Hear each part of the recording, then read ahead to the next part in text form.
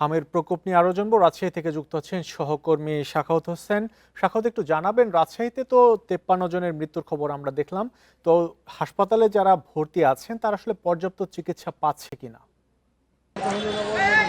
দেখুন, মূলত Rajshahi medical college হাসপাতালে গত 24 ঘন্টায় কিন্তু এক শিশুর মৃত্যু হয়েছে উপসর্গ নিয়ে। এটি কিন্তু আসলে এই যে আমাদের হামের উপসর্গ, মূলত হাম যে নিশ্চিত সেটি কিন্তু নাই। যে 53 জন শিশু মৃত্যু হলো এই নিয়ে রাজশাহী মেডিকেল কলেজে, এই সকল শিশুই কিন্তু হামে পরীক্ষা করা হয়েছে।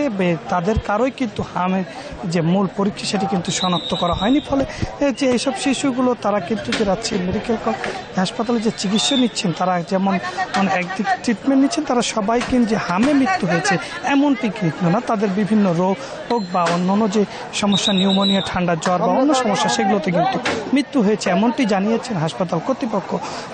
আজকে যে মৃত্যুটি হয়েছে এটি কিন্তু গত 5 দিন ধরে কোনো মৃত্যু ছিল না। গত 5 দিন পর মৃত্যু শূন্যর পর আজকে কিন্তু এক শিশুর উপসর্গ নিয়ে মৃত্যু হয়েছে। সেই জানিয়ে রাখি, রাজশাহী মেডিকেল কলেজে গত 24 ঘন্টায় নতুন করে 10 জন শিশু ভর্তি হয়েছে এবং 4 জন শিশু সুস্থ হয়ে বাড়ি ফিরে গেছে।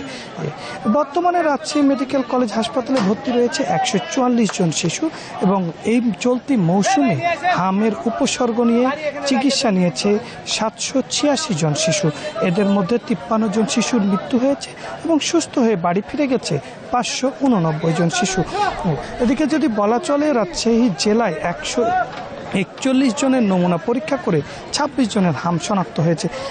রাজশাহী মেডিকেল কলেজ কর্তৃপক্ষ যেমনটি বলছেন, শুরুর দিকে যে উপচে পড়া ভিড় ছিল সেটি কিন্তু কিছুটা কমেছে, বা মৃত্যুর হার যে বেশি ছিল সেটি কিন্তু দিন দিন কমে আসছে। কারণ মানুষের মধ্যে যেমন সচেতনতা বাড়ছে, মানুষ যে শুরুতেই যে চিকিৎসা শুরু হচ্ছে, এই শুরুতেই তারা রাজশাহী মেডিকেল কলেজ হাসপাতালে বা বিভিন্ন জেলা হাসপাতালে হালকা সামান্য জ্বর বা সর্দি কাশি হলে যে হাসপাতালে চলে আসছে, এর ফলে এই মৃত্যুর হারটা কমছে। চিকিৎসকরা এখনও বলছে, যে সকল শিশুরা পরামর্শ দিচ্ছেন, যে সকল শিশুদের যে জ্বর, ঠান্ডা বা নিউমোনিয়া জাতীয় এই যে রোগের লক্ষণগুলো রয়েছে বা হামের উপসর্গগুলো রয়েছে, সেগুলো যাতে দেখা দেওয়া মাত্র ওই চিকিৎসকদের কাছে পরামর্শ নেয় অথবা হাসপাতালে ভর্তি হয়, তবে এইসব শিশুদের বা ছোট বাচ্চা যারা আছে, বিশেষ করে যেসব শিশুরা হামে আক্রান্ত হওয়ার সম্ভাবনা বেশি, তাদেরকে জরুরি প্রয়োজন ছাড়া বাড়ির বাইরে রাখার পরামর্শ দিচ্ছেন। এদিকে যদি বলা চলে, রাজশাহী মেডিকেল কলেজ হাসপাতালে এখন পর্যন্ত যে 4টি ওয়ার্ডের শিশুদের